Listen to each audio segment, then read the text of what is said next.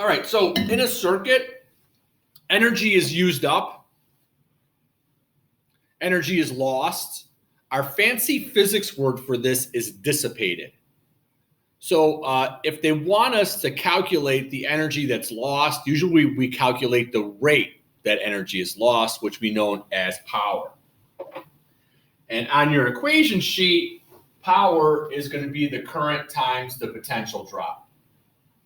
So when we go across a resistor, we can find out how much energy is used up every second is what the power is. This is in watts. That should be a capital W. You can also rewrite it as I squared R because we're assuming we have an ideal conductor. So I can rewrite V as IR.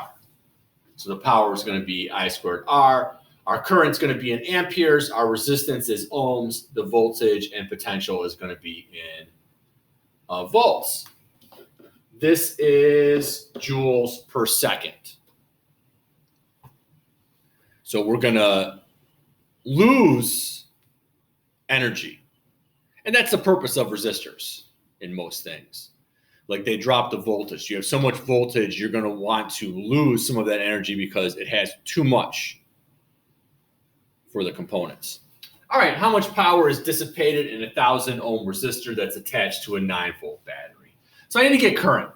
Both of my equations have current in it. I'm going to assume that I can use Ohm's law. I'm going to assume that because they're telling us a circuit, that they are ideal conductors. And so I'm going to say that V is equal to IR. I is going to be V over R. This is 9 volts divided by 1,000 ohms, which is 0.009 amperes. That's a realistic value for a circuit that you would make. And we'll use 1,000 ohm resistors. That's actually the smallest resistor we're going to use. And 9 volts is going to be what our potential is. So I can calculate the power by taking this current times the volts, and I get 0.081 watts. So 0.081 joules every second is used up by this circuit. I could also plug in my I squared R because I know what this is.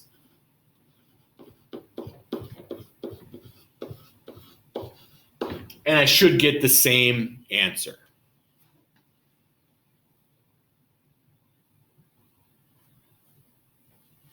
All right, so in our homes, we don't have this constant potential that a battery would produce. And for us, we say that a battery is constant potential that doesn't change. So in reality, the potential that we get is changing from 150 to negative 150. And this is happening 60 times per second. So that's 60 hertz.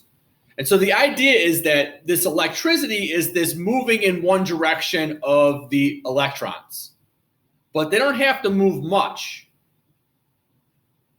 So if we move them a very short distance back and forth really fast, that's what alternating current is. And so it just evens out to be what we get in our home, which is 120 or 115 volts. We're typically the only country that does 120 volts. Most other people will do 240. And that's not because they're better. It's because we were first. So that's why you can't plug things in. You have to get an adapter. And they have adapters that will drop the voltage down. In ours, that's the ground, right? The mouth. And the ones that are the eyes are the hot ones. And it's different based on where you are. I think that one looks a lot happier than ours. I think that our outlets look concerned. All right, so they like to do light bulb problems. And in real life, we would equate a 40-watt light bulb, a 60-watt light bulb, a 120-watt light bulb as telling us what the brightness is. Really, it's not. It's telling us how much energy it's using up. And so that electrical energy is getting converted into two things. So the light bulb is taking electrical energy and it's being converted into light energy and heat energy. The thing that's actually constant about the light bulb is not how bright it's going to be what its resistance is. So inside of every light bulb is a wire, very thin wire. And that wire has a certain resistance. That resistance is related to what it's made of and the temperature, which is its resistivity constant, the length of the wire divided by the cross-sectional area. And if you ever looked at a light bulb, it's a very thin wire. So I would like to find out what current goes through this light bulb and then find out what the resistance is. Sometimes they'll have you take these light bulbs that you always plug into 120 volts, but they're going to have you plug them in series. So if you have two that are the same and you plug them in all the time by themselves to 120 volts, they're each going to get 60 volts. They're going to have a different brightness. They ask you to calculate what that brightness is. All right, so V is equal to I times R. I will assume this is an ideal conductor. And so I is going to be equal to V. I'm sorry. I want to use P equals IB. Right? Because they give us the power rating. So if I plug this in to 120 volts, which is the only place you would ever do that, unless it was a physics problem. When it's a physics problem, sometimes that's not the case. All right, so it's going to be 0.3 or 0.33 amperes, and now I can get the resistance by taking my voltage divided by this. So this is going to be 120 volts divided by 0.33 amperes is going to give me 360 ohms. So, for example, this 40-watt light bulb, say I have two of them, and I find out that they're each 360 ohms. If I now plug them in to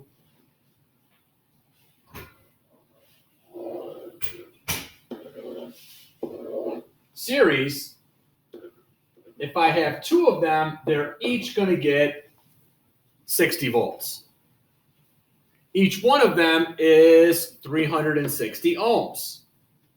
So my total resistance would be 360 plus 360. So I have 720. So the current, I guess I know the voltage, so I can get the current through just one of them. The current through one of them is going to be the voltage divided by this resistance. Now I'm saying that this light bulb, that there would be no reason in the world why you wouldn't just plug it into a socket and give it 120 volts. We want to see what the power is. Now, the voltage are resistance, and I have a current that is 0.17 amperes. So now if I find out what this power rating is, which is how much energy, how much electrical energy it is changing into light energy and heat energy, this is going to be 0.17 times the 60.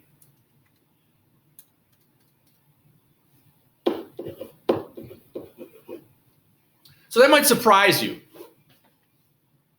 that the same light bulb that's getting half of the voltage, the power rating of it goes all the way down to 10 watts. So it would be a lot less bright.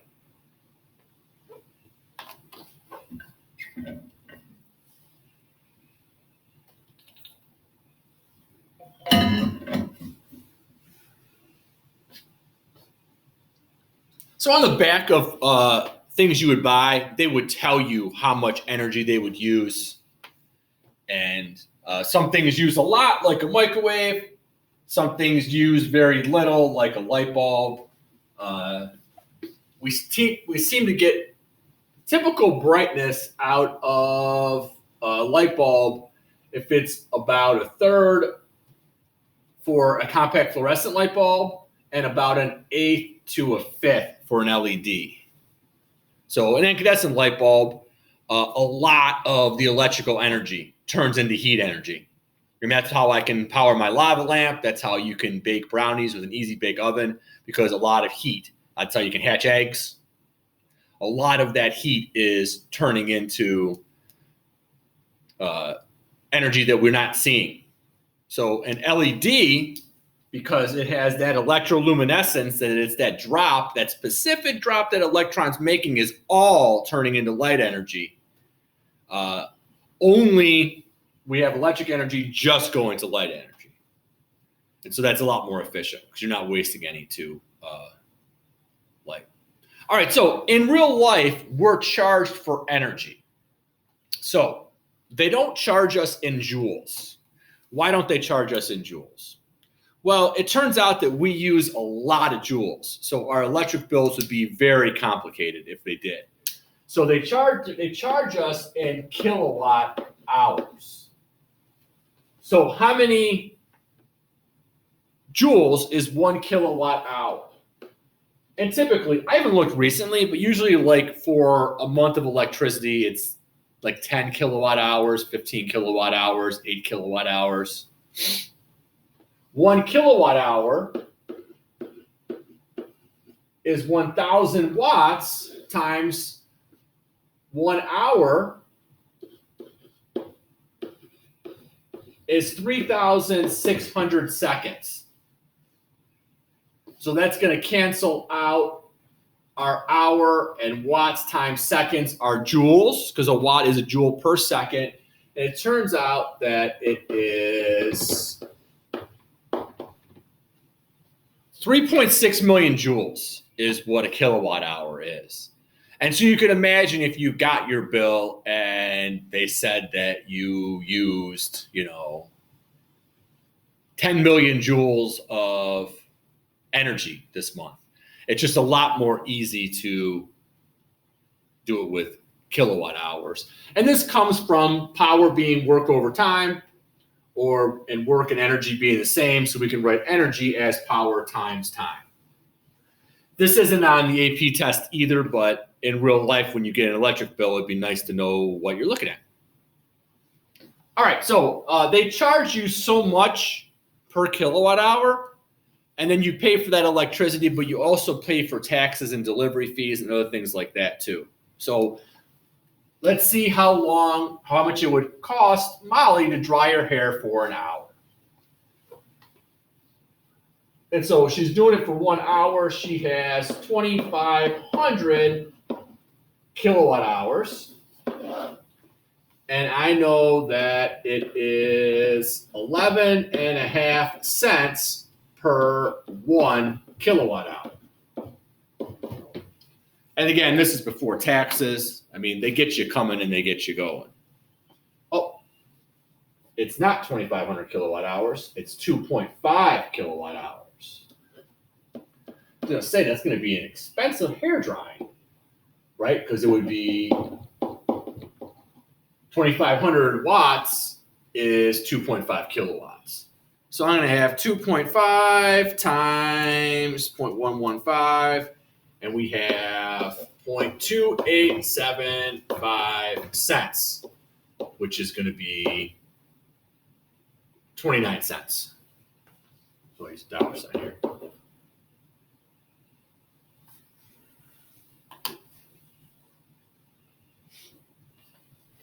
All right, if electricity costs 12 cents per kilowatt hour, how much would it cost to run a dehumidifier for 5 months straight? So dehumidifiers use a lot of energy, and they run almost continuously if you have one in a basement. So I need to know how many hours there are in 5 months.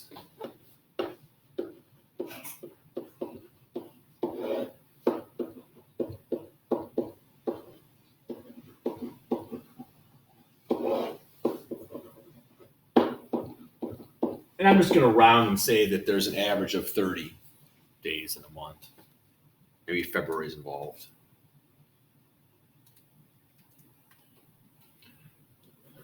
All right, so I have 3,600 hours, and 785 watts would be 0.785 kilowatts.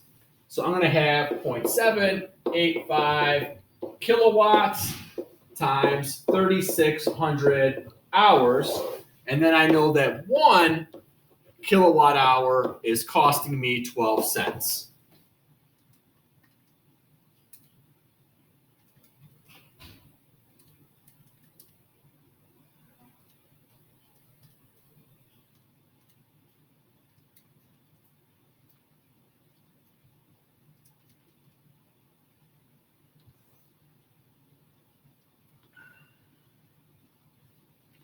And so I got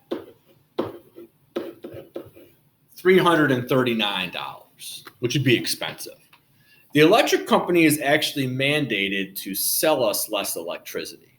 That's one of the tricky things that is a bone of contention.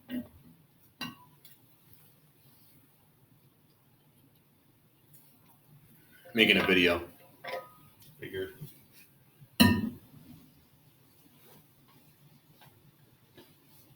So our electric company is actually responsible for that giant blackout that happened when right before you guys were born, or maybe I know that one of my students last year was actually born during it, but it cut the power on most of the country. And it was one of the money-saving moves that our electric company did because they were trying to turn a profit. It was responsible for it.